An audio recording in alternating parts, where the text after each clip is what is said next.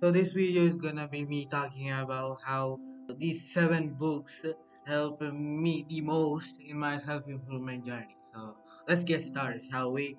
So first and foremost, the first book that we have is The 7 Habits of Highly Effective People, which is really close to my heart, if I am being honest, because I read this book back in 2023, I think, when we came on self improvement. By the way, I got on self improvement on February 2nd, 2023. So that was about 2 years ago that I got on self improvement.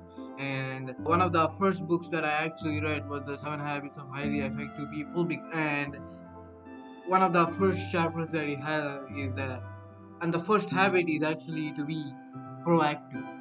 And if any of y'all watch Tanzir on YouTube, he says that proactivity is king, which I cannot disagree with. It's because without being proactive, you literally cannot change your life in any way. And you need to be product. You need to be proactive in order to be productive or creative or whatever it is that you want in life. All right, take it from me.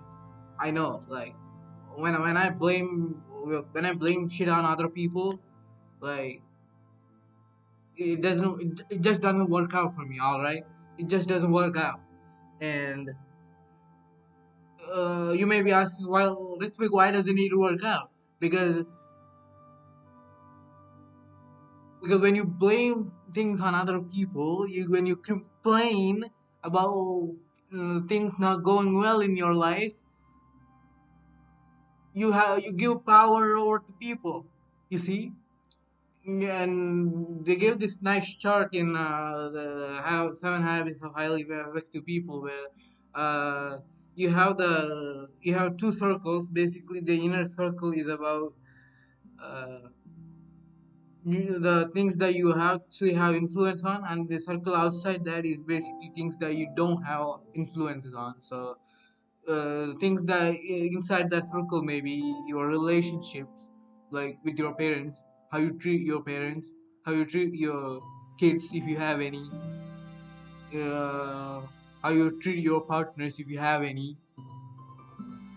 And the circle outside is the things you can control, like politics, how the or who is going to be the president of United States of America or something like that. Those kinds of things you cannot control, right? So yeah, it taught me a lot that you need to be proactive. So that's the first book, and also taught me a lot that about other things like time and task management, why it is important, and how you should go about doing it.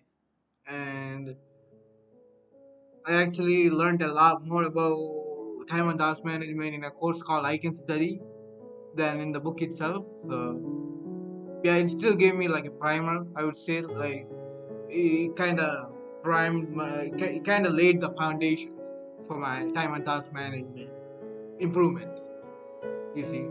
And yeah, it also talks about habit 2, which is the importance of having a vision. And then habit 4 is about having thinking win-win.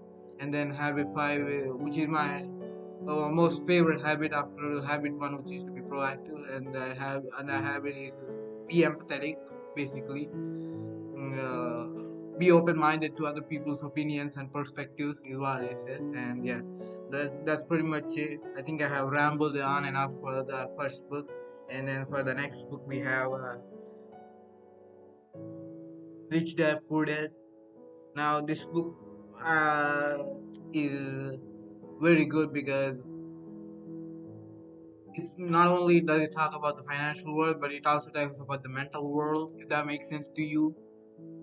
And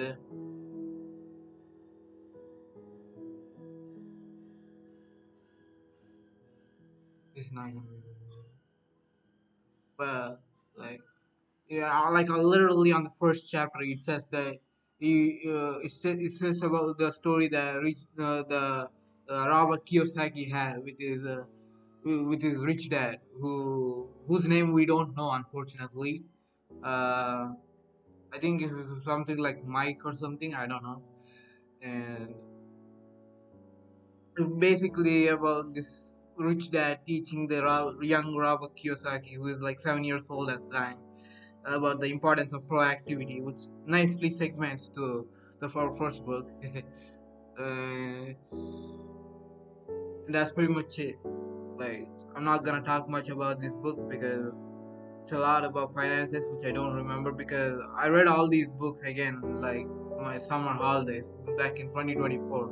Well, the first book I read in 2023, and then I reread it, back again in 2024, and then Rich Dad Poor Dad I read for the first time in 2024, when I was like 15. Now I'm 16, so yeah.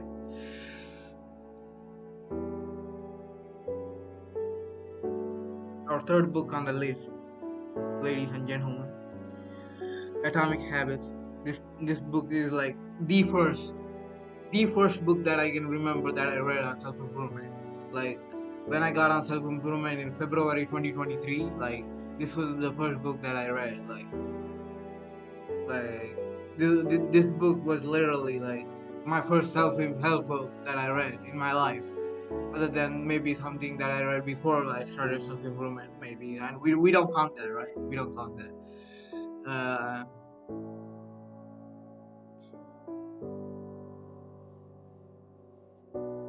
so this book taught me the importance of habits, of course, the danger of bad habits, and how dangerous they truly are. We underestimate the potential of bad habits, and we actually underestimate the. It's actually ironic that we underestimate everything. Like, we underestimate the power of good habits, and then we also underestimate the potential of bad habits to destroy our lives. So yeah, don't underestimate anything, guys. Like, reject degeneracy. All right, like, all right, okay. So another thing is it talks about the cycle of habits, like cue, craving, and then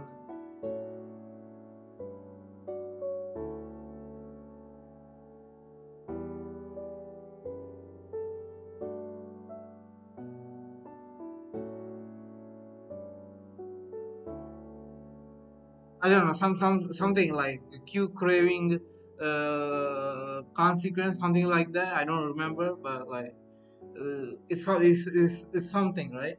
And that talks about, like, the first thing, the cues is very important, and it's nicely segments to my last video that I made about environmental optimization, which you should totally watch, by the way. And because I put a lot of effort into it, so go watch that if you can, if you have the time, if you have the energy to do that. But like, basically, environmental optimization is all about removing the cues that lead you to engage in a bad habit. So, for example, if you were a gaming addict, to like me, I was a gaming addict. I was addicted to a lot of games like Zuba and this game called Minecraft Trial. I used to be addicted to it. I'm a non-user now. I'm a non-user of video games, and I also made a video some time ago that why you shouldn't play video games, and you should also go watch that if you can. If you can, no, I'm not trying to force anything on you, but as we were saying, environmental optimization is critical. I'm telling you, to remove the cues. If you remove the cues, you're not gonna get a craving, all right? And if you don't get a craving, you're not gonna engage in the bad habit. And in a similar way, you can set up cues to make good habits easier, like reduce the friction between the good habits, like, so that the good habit becomes easier to do. That's what you want to do. You want to increase the friction for the bad habits and decrease the friction for the good habits. It's all in physics, guys. Trust me. Like, if you all study physics, like, study it seriously. That teaches a lot about the laws of nature. Seriously. Anyways, for our next book on our list, we have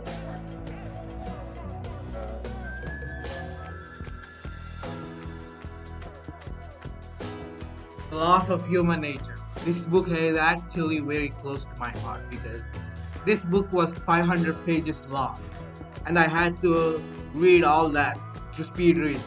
Like, do you know what I fucking went through? Like, do you understand? I mean, it's not that painful. I mean, it's not that bad, but like, well, it still was like a lot of effort, to speed read 500 pages of a book in like a month, in a half a month, and I spent like all day, like 5 hours a day, like, or at least 2 or 3 hours a day, like reading this book, just reading this book. And that was like my most productive days yet. But man, my summer holidays that I had after 10th grade and like 2024, those were my most productive days. Not even gonna lie. Okay. So again, this book is packed packed with details and going in depth with the with a lot of stuff. Like it has topics on persuasion and controlling and managing your emotions, controlling and managing your emotions in specific circumstances like group group settings. How to manage your emotions in large groups like parties and concerts. In a job environment where you have a lot of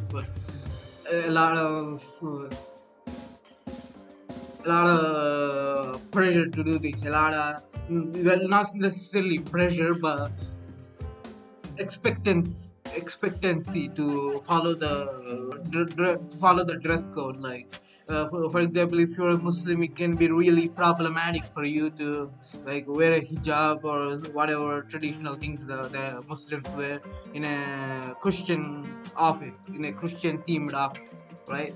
Where everyone's wearing a shirt, where everyone dresses casual, and everyone is like kind of degenerate. You know what I mean? Like it's hard there, right? Also teaches how group group ambitions can escalate to a large degree. Where he shares this story in China that where a boy gets joined into a cult or something like that. I don't exactly remember the story, but like he joins the cult and then he goes on war with another cult, and then these cults fight each other and kill each other almost. This boy somehow survives it all. Like it's crazy, man. The book is crazy. I'm telling you, you will love this book. Like if you're into self-help and this kind of thing, and if you are still till this point in this video, you will love this book. I'm telling you. I'm telling you. Anyway, going on to the next book, The Alchemist. Man, this is such a great book. I'm telling you. This is such a great book. You know why? Because even though it's a fictional book, like it has a lot of lessons to learn if you're willing to listen to it. So as I was saying, The Alchemist has a lot of lessons to grab from it. Like for example, the importance of destiny. Like we all have destiny, right? Some people just don't follow their destiny, and they end up being something better than they think that something is better than nothing. And while in the short term, yes, achieving a piece of a task is better than achieving no task at all. In the long run, you have to think in an all or nothing mindset. You have to have this either I'm gonna become really, really, really successful, or I'm just not gonna become successful at all.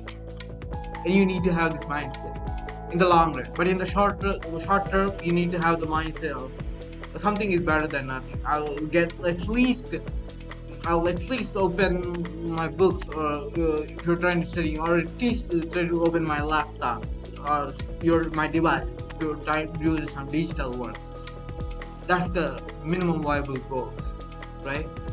That's something better than nothing. Something small achieved is better than nothing achieved, right? In the short term. But in the long term, you need to think in this mindset that I would rather die. I would rather die than live the life of an average person, go to a 9 to 5 job. By the way, by all means, 9 to 5 workers are cool and all, but like if you have a higher ambition than that, if you have higher ambition than the average person, if you don't want to be average, which you should be, but you shouldn't want to be average. Like this is what this book is all about. This is what the Alchemist is all about. Like it motivates you to want to be not be average, right? It makes you think in a it makes you think like what really risk taking looks like, because just like me, you probably never really face real risk in your life, especially if you live in your life all day long. You know what I mean? That's the fourth book, Alchemist. It is all about following your journey, not falling for women. Even like if you're a man, like if you're a male person, you will find even more value from this. Not saying that if you're a female you won't find value from this book, but if you're a man you will find even more value. That's what I think. All right, so we'll move on to the next book, which is Think and Grow Rich, because this is another financial book, right? This is another book giving financial advice. And you may think, how can it improve a 15-year-old or 16-year-old's life? Well, it can improve your life significantly by teaching you how to transmute your sexual energy. Because a lot of us who find problems with lust, with being horny. We are too horny. We go on the porn sites, if you know what I mean. Yeah, and we waste a lot of time there. We waste a lot of our energy there. You know what I mean? Like, I forgot a lot about this book because this was my least favorite book out of all the ones that I have read, probably. It talks about not procrastinating on your decisions, and like it mostly talks about American events, and that's cool and all, but I don't remember much about this book, so we'll just move on, because I don't know why I placed this book this high in the list, but forgive me for my negligence. All right, so the next book on the list is actually the one that I was talking about, which is Marcus Aurelius, which I was thinking about. I didn't actually say about the Marcus Aurelius Meditations, right? So this book I actually only read like a few pages of it, but even those few pages were really helpful for me, because first of all, they taught me about the importance of gratitude. Like the first few pages, the Marcus Aurelius is there showing his debt to his people life that helped him.